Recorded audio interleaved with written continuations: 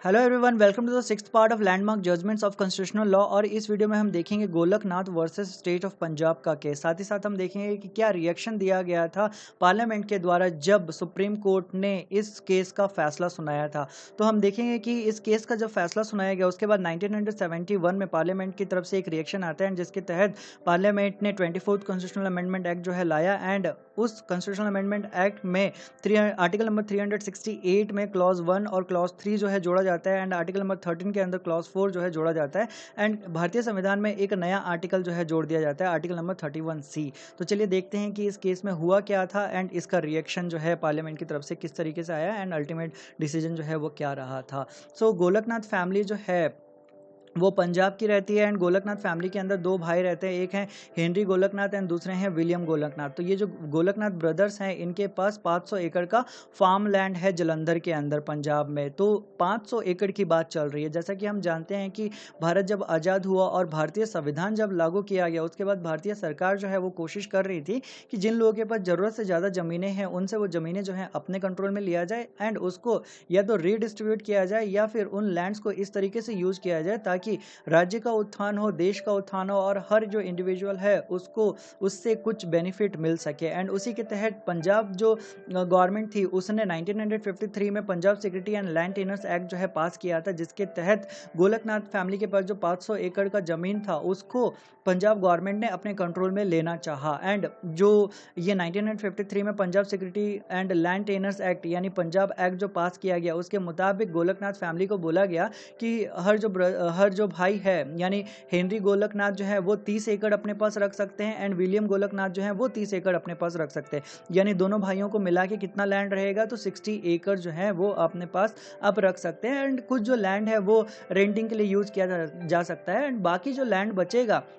वो surplus declare कर दिया जाएगा। तो बाकी जो लैंड बचेगा तो आप समझ सकते हैं कि कितना बड़ा जो ज़मीन का हिस्सा है वो गोलकनाथ फैमिली के हाथों से फिसल रहा था। एंड वो लैंड जो सरप्लस डिक्लेयर किया जाएगा वो किसके हाथों में जाएगा, तो वो भारत की सरकार मतलब पंजाब गवर्नमेंट जो है वो अपने कंट्रोल में लेगी एंड वहाँ से फिर वो उन चीज़ों को यूज़ करना स्टार्ट करेगी, या तो उसको रीडिस्ट्रीब्यूट करेगी या फिर उन लैंड्स को इस तरीके से यूज़ किया जाएगा ताकि समाज का कल्याण हो। तो जब गोलकनाथ फैमिली ने देखा कि इतना बड़ा ज़मीन का हिस्सा उनके हाथ से फिसलता जा रहा है तो उन्होंने इस चीज़ को कोर्ट में चैलेंज कर दिया गया। एंड जब कोर्ट में चैलेंज हुआ तब अल्टीमेटली ये जो केस है ये सुप्रीम कोर्ट में पहुंच जाता है 1965 में।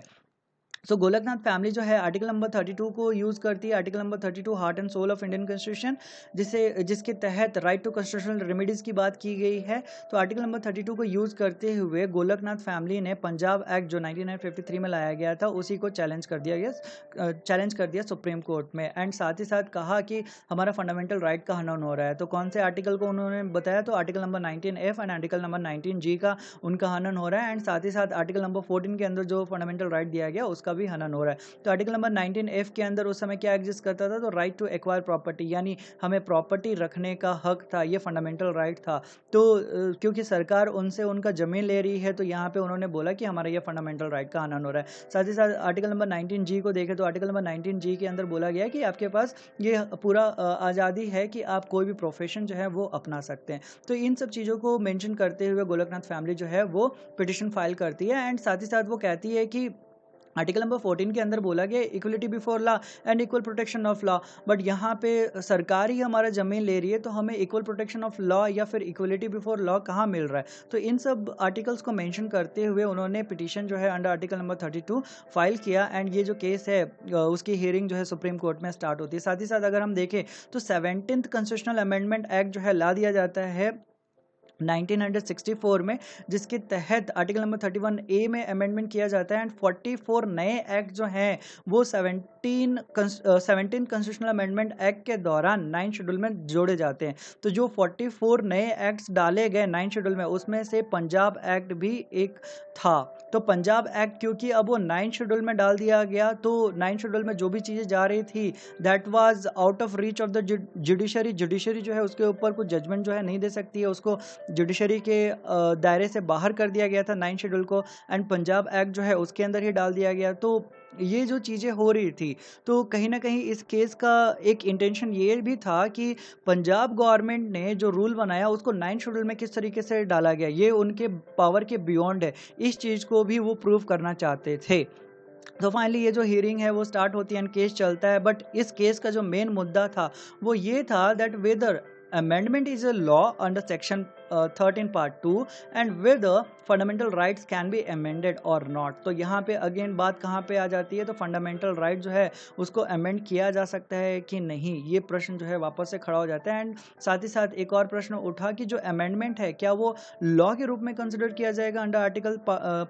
Article 13 part 2। Article number 13 part 2 क्या कहता है, तो आर्टिकल नंबर 13 का पार्ट 2 ये कहता है कि भारतीय सरकार या फिर कोई भी गवर्नमेंट जो है कोई भी ऐसा लॉ नहीं बनाएगी जिस लॉ को इम्प्लीमेंट करने से किसी का फंडामेंटल राइट का हनन हो। ठीक है, तो यहाँ पे हम क्या देख रहे हैं कि अमेंडमेंट हुआ जा रहा था एंड नए नए रूल्स बनाए जा रहे थे जिसके तहत लोगों का फंडामेंटल राइट का हनन हो रहा था। तो उसी के बेसिस पे लोग जो हैं कोर्ट पहुंच रहे थे। तो यहाँ पे सवाल उठता है कि अमेंडमेंट जो है वो लॉ कंसिडर किया जाएगा या वो लॉ कंसिडर नहीं किया जाएगा, क्योंकि इससे पहले जो केस था शंकरी प्रसाद वर्सेस यूनियन ऑफ इंडिया का केस, वो भी इसी टाइप का केस था, जमीन को लेके ही केस था। एंड वहाँ पे सुप्रीम कोर्ट ने क्या जजमेंट दिया था, तो वहाँ पे सुप्रीम कोर्ट ने जजमेंट दिया था कि जो पार्लियामेंट है उसके पास पूरा राइट है कि वो कॉन्स्टिट्यूशन में अमेंडमेंट ला सकती है अंडर आर्टिकल नंबर 368 एंड साथ ही साथ वो फंडामेंटल राइट में भी अमेंडमेंट जो है ला सकती है आर्टिकल नंबर 368 को यूज करके। तो ये जजमेंट जो है शंकरी प्रसाद के केस में दिया गया था। साथ ही साथ वहाँ पे बोला गया था कि जो लॉ वर्ड है आर्टिकल नंबर 13 के पार्ट 2 में वो डिफरेंट है एंड अमेंडमेंट जो है वो डिफरेंट है। तो वही सवाल जो है घूम फिर के इस केस में भी आता है, गोलकनाथ के केस में। बट गोलकनाथ के केस में जो जजमेंट आता है वो एकदम से उल्टा होता है शंकरी प्रसाद के केस के कंपेरिजन में। शंकरी प्रसाद के केस में सारा जो पावर है वो पार्लियामेंट के हाथ में दे दिया गया था। पार्लियामेंट को बोला गया कि आप कॉन्स्टिट्यूशन में चेंजेस ला सकते हो एंड साथ ही साथ पार्ट 3 जो है इंडियन कॉन्स्टिट्यूशन का जो फंडामेंटल राइट के साथ डील करता है उसमें भी आप चेंजेस ला सकते हो। तो ये था शंकरी प्रसाद के केस का जजमेंट। बट इस केस में क्या बोला गया, गोलकनाथ के केस के जजमेंट में क्या बोला गया कि फंडामेंटल राइट जो है वो किसी से छीने नहीं जा सकते हैं, ना ही ये डाइल्यूट किए जा सकते हैं। तो यहाँ पे जो फैसला था ये पूरी तरीके से पलट जाता है as compare to Shankari Prasad case में जो जजमेंट दिया गया था। सो जजमेंट के अंदर बोला क्या गया सुप्रीम कोर्ट के द्वारा, तो जजमेंट में बोला गया that parliament cannot take away or abridge and amend any of the fundamental rights. साफ साफ सुप्रीम कोर्ट ने कह दिया कि पार्लियामेंट जो है वो फंडामेंटल राइट को किसी से ले नहीं सकती, फंडामेंटल राइट का हनन जो है वो नहीं होना चाहिए। साथ ही साथ पार्लियामेंट को ये भी बोला गया कि आप इस चीज़ को टच भी नहीं कर सकते, इवन कैन नॉट टच, ये पार्लियामेंट के लिए बोला गया कि आप जो हैं फंडामेंटल राइट्स को छू भी नहीं सकते। तो ये जो छूने वाली बात थी ये कहीं ना कहीं पार्लियामेंट के जो लोग थे यानी सरकार जो थी उसके दिल को लग गई, उनके दिल को छू गई ये बात। एंड ये जब बात उनके दिल को लगी कि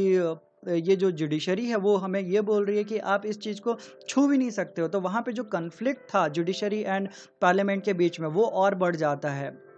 एंड इसी के तहत इंदिरा गांधी गवर्नमेंट उस समय चल रही थी, उसने फिर 24th कॉन्स्टिट्यूशनल अमेंडमेंट एक्ट जो है ला दिया एंड उसके तहत फिर आर्टिकल नंबर 368 के अंदर पार्ट 1 एंड पार्ट 3 जो है जोड़ दिया जाता है एंड आर्टिकल नंबर 13 के अंदर पार्ट 4 जो है जोड़ दिया जाता है। एंड इतना ही बात नहीं हुआ, आर्टिकल ये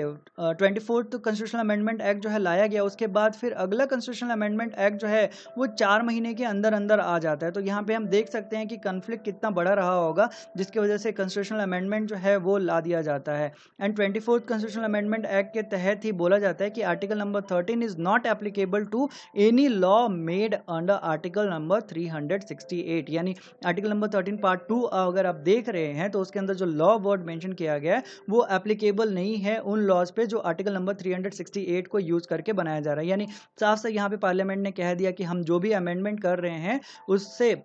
जो लॉ निकल रहा है वो आर्टिकल नंबर 13 में जो लॉ बोला गया है उसके लिए एप्लीकेबल नहीं है। एंड आर्टिकल नंबर 13 के अंदर पार्ट 4 जो जोड़ा जाता है उसके अंदर बोला जाता है nothing in this article shall apply to any amendment of this constitution made under article number 368। मतलब साफ था कि पार्लियामेंट जो है वो अपना पावर शो कर रही थी कि भाई हम जो अमेंडमेंट करना चाहें हम अमेंडमेंट कर सकते हैं। एंड आर्टिकल नंबर 368 के तहत जो भी हम अमेंडमेंट करेंगे उससे आर्टिकल नंबर 13 के ऊपर इंपैक्ट पड़ रहा है या फिर किसी भी फंडामेंटल राइट के ऊपर इंपैक्ट पड़ रहा है तो उसको नल एंड वाइड जो है घोषित नहीं किया जा सकता। साथ ही साथ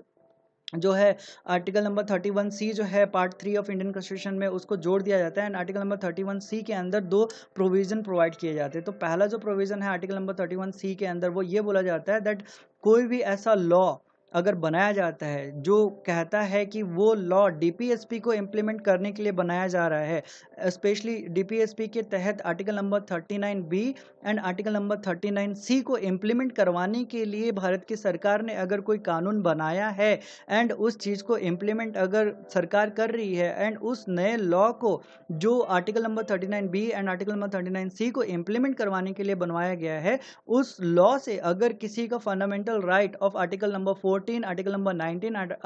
आर्टिकल नंबर 31 का अगर हनन हो रहा है, तो ये जो नया लॉ बनाया गया जिसके तहत article number 39B and article number 39C of DPSP को इम्प्लीमेंट करवाया जा रहा है, उन लॉ को अनकॉन्स्टिट्यूशनल घोषित नहीं किया जा सकता है, नल एंड वाइड जो है घोषित नहीं किया जा सकता है। तो ये है आर्टिकल नंबर 31 का पार्ट 31C का part A. And part B में क्या कहा गया कि अगर कोई भी ऐसा लॉ बनाया जा रहा है जो डीपीएसपी के article number 39B and article number 39C को इम्प्लीमेंट करवा रहा है, तो वहाँ से अगर किसी का फंडामेंटल राइट का भी हनन हो रहा है, तो वो जो लॉ जिसके तहत डीपीएसपी के article number 39B and 39C को इम्प्लीमेंट करवाया जा रहा है, उसके अगेंस्ट में कहीं पे भी कोई क्वेश्चन जो है कोई पूछ नहीं सकता है, कोर्ट में कोई सवाल नहीं उठा सकता है कि आप डीपीएसपी को इम्प्लीमेंट करवाने के लिए ये जो लॉ बनवा रहे हो, इसके वजह से किसी का फंडामेंटल राइट का हनन हो रहा है, उस वो जो लॉ है उसके ऊपर कोई क्वेश्चन ही नहीं पूछ सकता था। तो यहाँ पे हम क्या देख रहे हैं कि जहाँ भी आर्टिकल नंबर 31C आता है, वहाँ पे आर्टिकल नंबर 14 जो है वो अपने आप चला जाएगा। So article number 39B and article number 39C के तहत आता क्या है,